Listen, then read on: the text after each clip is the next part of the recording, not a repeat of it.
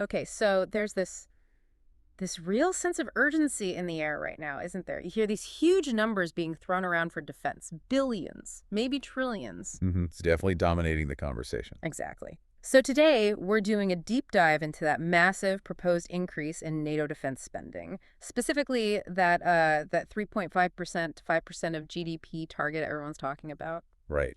The big numbers. Our mission here is to, well, try and cut through some of the noise.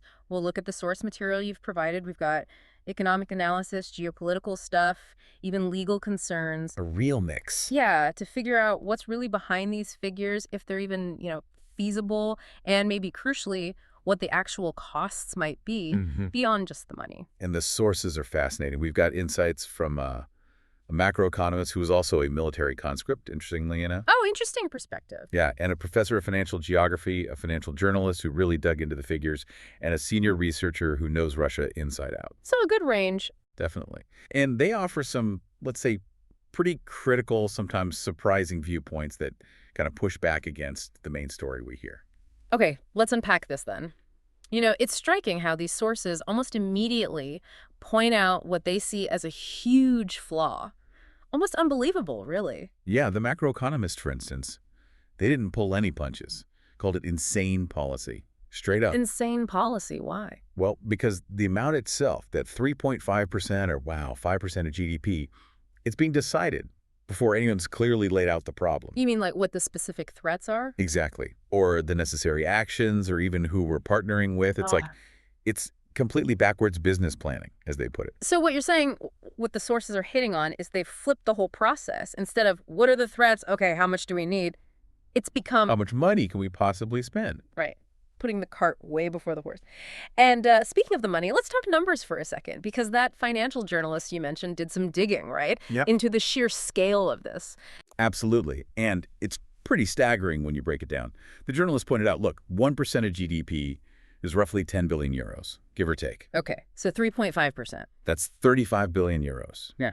And 5%, a massive 50 billion euros. So 50 billion, wow. Yeah, and to put that into context, right, if a country like the Netherlands spend 5% on defense, it jumps up to become their fourth largest budget item. Fourth largest. What's it comparable to? It's equivalent to their entire education budget, the whole thing. 50 billion. The entire education budget. Good grief. Yeah. So the analysis from our sources really hammers this point. Politicians often say, oh, this won't hit social services. We hear that a lot. But the numbers, well, the numbers suggest something very different. You really have to start asking, okay, what does give? Is it healthcare, education, social security, things people rely on every day? But okay, let's say hypothetically they could find that money, shifting things around somehow. Our sources found another, maybe even bigger hurdle, didn't they? That's right, a really fundamental one. Even if the money is magically allocated, the global defense industry simply cannot cope with that level of demand. They can't make this stuff fast enough. Basically, yes. Our sources describe literally calling arms manufacturers and just getting laughed at, asking if they could fulfill orders on this scale. Laughed at? Seriously? Yep. Think about Poland. They ordered 1,000 tanks. That's already a huge order, right? It's massive. Now imagine all the naval entries trying to do something similar. The factories. They just can't keep up. Our sources estimate it would take 20, maybe 30 years to fulfill that kind of surge in demand. 20 to 30 years. So Oh. if the money is there, but you literally can't spend it on tanks or planes or whatever, Yeah, what happens to it? Our sources had a warning about that, didn't they? we did. A pretty stark one. They warned it could lead to something they term network corruption. And this idea of free money just sloshing around in the system. Free money. Funds available, but no clear spendable targets for them. So the money's there, but can't be used for its intended purpose, at least not quickly. And that creates opportunities for, well, misuse. Exactly. They pointed to a real-world example that kind of illustrates this concern. The European Defense Fund apparently allocated 40 million euros to someone linked to the D66 party in the Netherlands, a friend of a former defense minister. Okay. But this person apparently had no real expertise in defense investment. And then, get this, that same person hired the former minister as an advisor. Oh, wow. That's the exact kind of thing our sources mean when they talk about network corruption. It raises serious questions about accountability and how these vast sums might actually be used or Amazing. misused. Okay, let's shift gears a bit. Let's talk about the threat itself, because the narrative we hear constantly, especially from politicians like, say, Mark Rutte, is this idea that Russia could attack within, what, 5 years? By 2030. Right. That date keeps coming up. But our sources suggest we need to look much more closely at that claim. They really do. The analysis, particularly drawing on U.S. intelligence assessments, and remember, they have like 15 to 17 different agencies looking at this stuff. Right, a lot of eyes on it. Their annual assessments consistently find no real short-term danger of Russia actually penetrating NATO territory in a conventional way. In fact, some sources call this intense focus on a direct conventional attack, a kind of European hang-up. A European hang-up. Interesting phrase. So where did that 2030 date come from then, if the U.S. intel isn't seeing an imminent invasion? Well, it seems to trace back to a German military intelligence report. But here's the crucial bit. That report apparently stated Russia would have the capacity, the ability to launch a limited attack on a NATO member, maybe like a Baltic state. Okay, limited, like a test. Yeah, possibly to test Article 5, the Click of Defense Clause. That's the capacity they might have by 2030. Yeah. It was not an assessment that they actually intended a full-scale conventional invasion of Western Europe. Ah, so capacity versus intent, that's a huge difference. Absolutely vital. But it's a distinction that often gets completely blurred in the public conversation, you know. People hear Russia attack 2030 and assume the worst-case scenario. Okay, that's a really important clarification. So if our sources are saying a big conventional invasion isn't the main immediate worry, what are they identifying as the real threats from Russia? Well, they point to the reality on the ground in Ukraine. Russia has struggled, really struggled, to control even 200 kilometers of territory there. Right, it hasn't been a walkover. Far from it, which raises serious questions about their capability for some massive, broader offensive against NATO. So the real threats, according to these sources, cyber warfare, which, let's be honest, is happening now, Constantly. and undermining democratic order, undermining society through disinformation, stoking internal divisions within Western countries. That's where they see the more immediate danger. So it's less about tanks rolling across borders and more about attacks on our systems or societies. Exactly. And it forces us to think differently about what defense even means in the 21st century. It's also worth remembering what one expert stressed. Putin's actual intentions. They're basically a black box. Impossible to know, for sure. Pretty much. So projecting our own fears or assumptions onto his plans is, well, it's a dangerous game. Okay, so if the threat is maybe different than often portrayed, how should we respond? This brings us to different ideas about peace, doesn't it? It does. And it's useful here to bring in John Mearsheimer's ideas from international relations theory. He talks about the difference between negative peace and positive peace. Okay, break that down for us. Sure. Negative peace is basically, well, deterrence. Rearming, building up forces, leading to a kind of mutual assured destruction. Think Cold War. Okay, keeping the peace through fear, essentially. Right. But it's fragile. As one source pointed out, quoting Mearsheimer, idiots might still use the weapons. A miscalculation, an accident. Yeah. They reference the Cuban Missile Crisis. It's a peace built on a nice edge. And positive peace. That's about building connections. It involves active dialogue, negotiation, disarmament efforts, economic cooperation, trying to address the root causes of conflict. And our sources lean towards. They strongly suggest Western Europe should be prioritizing positive peace. Even now, despite the current climate, they advocate for what they call a two-track policy. 2 tracks, meaning? Meaning, yes, gradually strengthen defense where necessary, but at the same time, keep talking. Keep the lines of communication open with potential adversaries. Even with Russia. Now. Yes. It's interesting. Our sources note that Putin has apparently been seeking discussions about a new European security architecture for like 20 years. Now, whether that's genuine or not is debatable, but the point is the option for dialogue has been there. But the argument you sometimes hear is, we need to be strong before we talk, Talk when the warehouses are full of bullets. Right.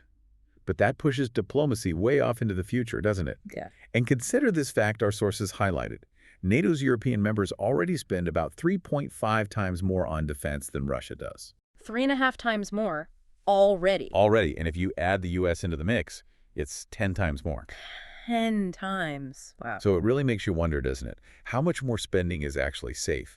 At what point does it stop being defensive and start looking provocative, maybe triggering the very arms race we want to avoid? Are we, Yeah. potentially caught in a self-fulfilling prophecy here? That's a sobering thought. And this proposed massive spending increase, it's not just about geopolitics or military hardware. Our sources warn it represents a fundamental shift within our societies. Absolutely. They frame it as potentially moving from a welfare state model towards becoming more of a war machine. Y- And that shift isn't free. It has domestic costs. Huge ones. Yeah. The analysis explicitly links hitting that 5% target to essentially unavoidable cuts in really core services. They name elderly care, Social Security, education, the very pillars of the welfare state model. And you think about things like the elderly care crisis we already hear about. Yeah. Services strained. Exactly. This scale of defense spending, the sources argue, would inevitably make those existing problems much, much worse. And then there's this proposed law, the Law on Defense Readiness.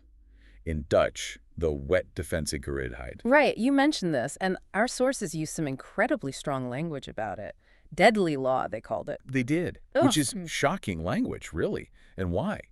Because this law, as proposed, would apparently allow the government to collect and potentially share incredibly sensitive personal data about citizens and recruits. What kind of data? Things like race, union membership, skin color, religion, sexual orientation. It even includes potentially accessing electronic patient files for conscription purposes. Patient files. Isn't that normally protected? Strictly protected.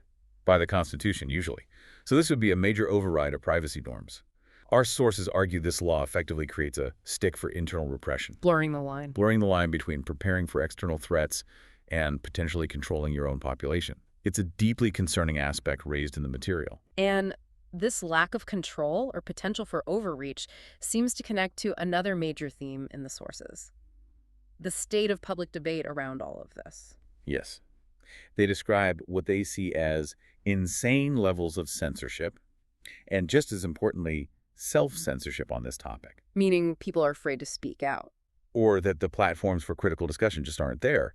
They highlight that there's been no real proper public debate, not at a European level, not really at a national level either, about such a massive fundamental shift in what our societies prioritize. And the media's role in that? The sources are quite critical here. They lament what they see as a shift in some media outlets from being, controllers of power, holding power accountable, to becoming more like spokespeople for power. Just echoing the official line. Or at least not critically examining the experts they feature. For example, not asking if a think tank expert advocating for more spending is perhaps funded by the defense industry. That kind of basic journalistic check. And this lack of open debate, this silencing of critical voices, our sources connect it to something they call an exclusion mechanism. Exactly. It's this dynamic where anyone who raises critical questions or offers a different perspective gets immediately slapped with a label. Like what? Oh, wappie, that Dutch term for a conspiracy theorist, or climate denier, or the classic Putin piper, or Putin versteher. Right, labels to shut down the argument. Precisely. It shuts down legitimate debate. And worse, it breeds distrust. This exclusion mechanism is incredibly dangerous for a healthy democracy, which needs vigorous debate and a wide range of views. And this distrust, it doesn't even need Russia to fuel it, does it? Not at all. The sources argue it's set by internal factors. Politicians labeling dissenters, sure, but also by memories of past government actions, like during the COVID crisis. They cite claims that 7 fundamental rights were violated then, with little real inquiry afterward. So people remember when civil liberties were overridden before. And it erodes confidence. A truly resilient society, the sources argue, is built on trust. Trust in institutions, trust in fellow citizens. And they seriously question whether that trust is being actively undermined right now by some political and media behavior. It's a powerful point. And to kind of bring this home, the sources also pointed out some historical echoes, some things that seem, well, hypocritical maybe. Yeah, some startling examples, like the fact that the Netherlands sold off its Leopard 2 tanks back in 2008, 2009 for relatively cheap. Sold them off. Yep.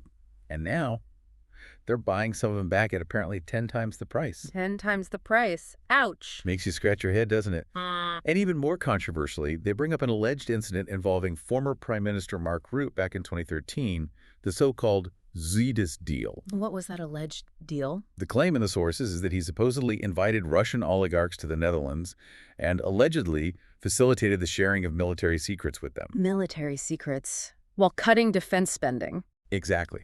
At the same time, he was apparently making drastic cuts to the Dutch defense budget cuts that military leaders were publicly complaining about at the time. And what happened to those military leaders who complained? According to these sources, they were sidelined, pushed out.